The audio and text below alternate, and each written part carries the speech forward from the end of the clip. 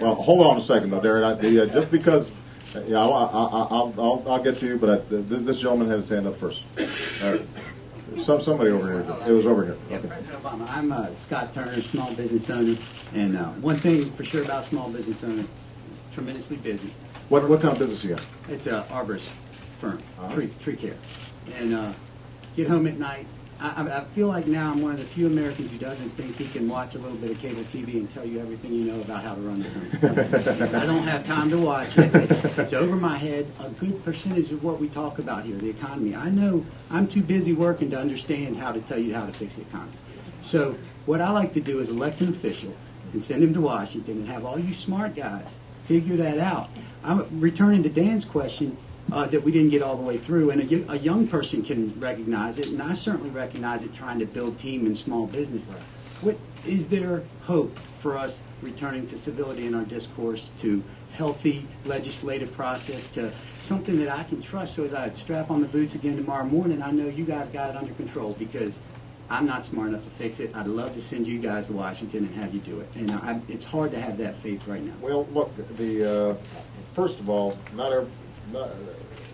I think you give everybody too much credit when you say everybody in Washington's smart guys.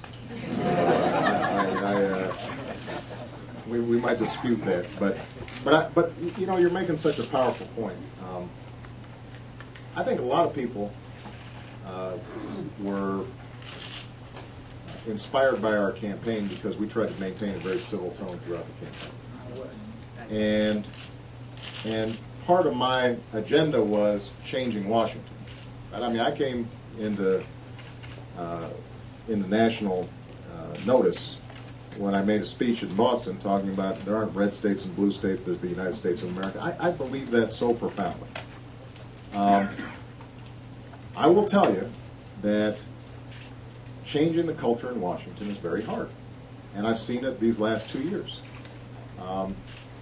Because I think that folks in Washington tend to think about how to stay in power more than they think about how to solve problems. Now, if you look at what happened over the course of these last 2 years, and look, I'm sure I made some mistakes, but essentially what happened was the other side made a calculated decision. They said, you know what, we really got beat in 2008 bad. The economy is a mess. It's probably going to take us a while to dig our way out of it. We've got two choices. One choice would be to cooperate with the president and work with him to kind of solve these problems. In which case, if things don't work, we get to share the blame. And if things do work, he gets all the credit. And he'll stay in power. So just from a pure political calculation, they said, we're better off just saying no to everything, blocking everything. If things don't work, then Obama will get all the blame. And if things get a little bit better, we won't be any worse off than we would have been.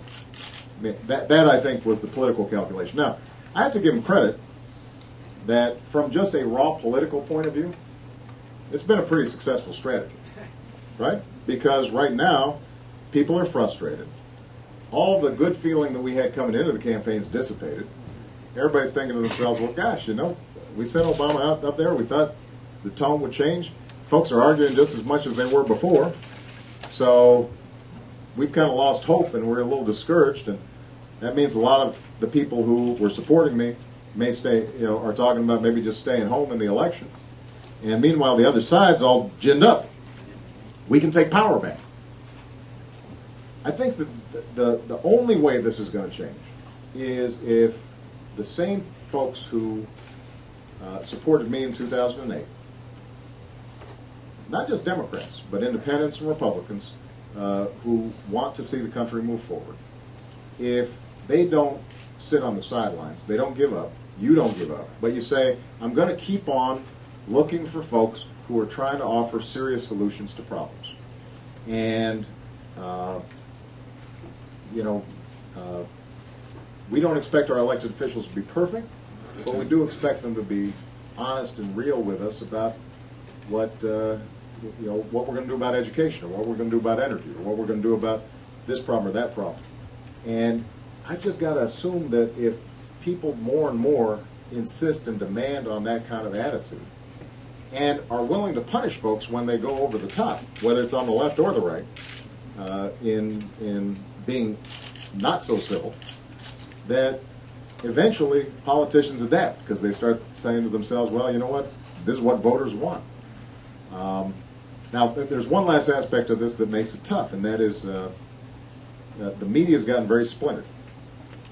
So what happens is, these cable shows and these talk show hosts, a lot of them have figured out the more controversial I can be.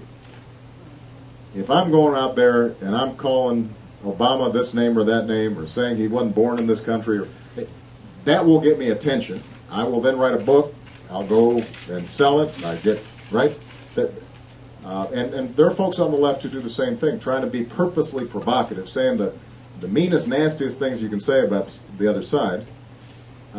They get rewarded in the way our media is set up right now. So part of the challenge is figuring out, how to create a space for people saying, we're all Americans and we're just going to try to solve our problems, and we're going to have some differences because some of these issues are hard. Is there a way where those voices get heard? Because right now they're not really getting heard. I was amused. Jon Stewart, the host of The Daily Show, apparently he's going to host a rally called something like Americans in favor of return to sanity, or something like that. And his point was, 70% of the people, it doesn't matter what their political affiliation are, 70% of the folks are just like you, which is they're going about their business, they're working hard every day, they're looking after their families, they don't go around calling people names, they don't make stuff up, they may not be following every single issue because they just don't have time, but they are just expecting some common sense and some courtesy in how people interact, and having those voices lifted up is really important. So hopefully, since they've got a whole bunch of cameras here, somebody was just listening to you. We're counting on you, because if you can't do it, I'm not sure who's going to. So well, I appreciate that. Counting on you. Thank you so much. It means a lot. All right.